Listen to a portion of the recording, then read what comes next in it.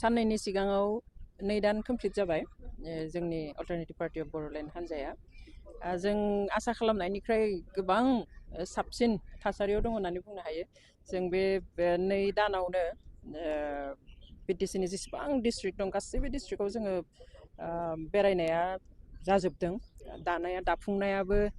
फ्राय block खिनिया दानाय जाबाय बेनिफ्राय डिस्ट्रिक्ट आरो मोनसे मोननै आद्रा दंबावो आरो दा गोबां जायगायाव प्राइमारि कमिटिफोरबो दानाय जादों स्ट्रं माने मोजां गोख्रों कमिटिफोर जों मोननो हादों आरो जों आसा खालामो बे जुननि दानावनो गथै जोंनि जा दाफुंनाय स्ट्राक्चार बानायनाय बियो कमप्लिट जागोन होननानै फैबाय थानाय बिटिसि फिसाखै गथनि थाखाय एपिपि राजखान्थिया जाबाय हानजा हिसाबै बेसेबां थियारि जों थियारि खालामबायसो थादों दायो बिसायख'थिनि थाखाय खारन जोंनि जा कमिटिफोर बे कमिटिफ्रा कमप्लिट जाजोबनायनि उनावहाय डिस्ट्रिक्ट ब्लक प्राइमारि आरो बुथ लेभेलाव गथै जाजोबनायनि उनावहाय जोङो बेनिफ्राय रिपर्टफोर डेफिनेटलि जों मोनगोन बेनि सायावनो सोनारनानै जोंनि बाखि थियारिया जागोन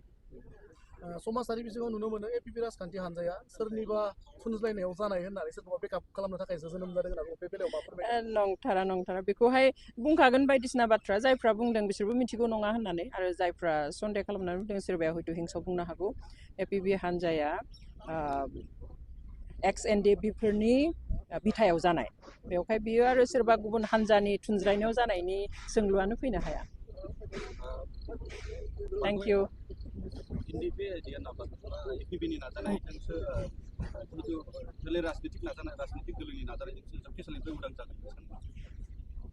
जों गासैबो खामानियाव राजखान्थिनि नारसिननाय नांगौ जायो दानि मुगायाव मोनसे सिस्टेमजों गोरलैयै जिनिसफ्रा जाथावथावब्लाबो जाया खारन बयहाबो गावबा गाव सार्थनि खोथा सानो थिग बेबादिनो दा बिथांमोना जे जेलाव दङ जों आसा खालामगोन खारन जोंहा खुनु जोंनि गावनि पावारनि सार्थ गैया बे बिटिसि हालामनि रैखाथि जायफ्रा जेलाव दङ बिसोरो उदां अख्राङाव फैनांगौ बेफोरनो जोंनि गुबै थांखिया बेवहाय जोङो गुबुन सार्थ गैयैखाय जों जेसेबां हायो जेसेबां लेभेलालागै थांनानै बिथांमोननि उदांथिनि थाखाय जों खामानि मावनांगौ जों मावगोन आरो बेवहाय जों आसा खालामो खारन जों दासिम जेसेबां मावबोदों दिल्ली सोरखारजों आरो आसाम सोरखारजों सावरायनानै जेसेबां खामानि जों मावदों बिथांमोननि हेफाजाब जों मोनदों जों थाङै थुङै नुहैयो जे जोंनि गावनि सोरखाराबो बेयाव मदद होनांगौ बेवहाय जों सानो जों बेखिनिखौ खालामनो हागोन दिनै बे चिरां जिल्ला ब्लक कमिटिखौ जों दानाय जाबाय लोगोसे जों प्राइमारिखौबो दाफुंनाय जादों बेवहाय जों गोजोननाय मोन्दों बेवहाय लोब मानसिफोरा बेवहाय जइन जाफैदों आरो जोंहा सासे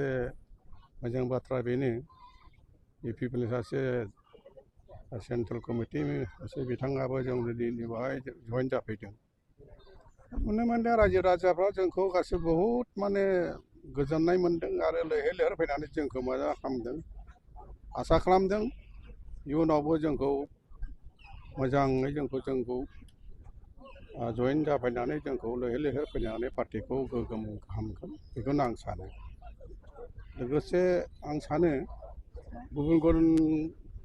पार्टिफोरनि खोथाखौ आं जेबो बुंनो साना मानो होनबा जों पलिटिकेल खुनु सत्रु गैया मानो बुङोबा खामानि मावनाय सायावसो जायो सान्थि सुक्ति जादोंमोन खिन्थु दा जोंनि माखासे दावहारु मानसिफ्रा सानदुंनो गोजोननाय गैया गोरिब गुन्द्रा मानसिफ्रा गोजोननाय गैया बेखौ लानानै जों बे एपिपि पार्टिखौ दानाय जादों आसा खालामो बयबो बेखौनो एपिपि पार्टिखौ आख'लायना लागोन आं बेखौनो रायजो राजानावबो खावलायो आरो गासिबो बिटि हालामनि मानसिफोरखौ आं बेखौनो खावलायो जे जोंनि एपिपि पार्टियाव अल्टारनेटिभ पार्टि अफ बड'लेण्ड जोंनि गोदान हान्जा दानायाव बयबो जइन जाफैगोन फैबाय थानाय बिटिसि बिसायख'थियाव गेलेनायनि थाखाय नोंथांमोना थिरांथा लाबाय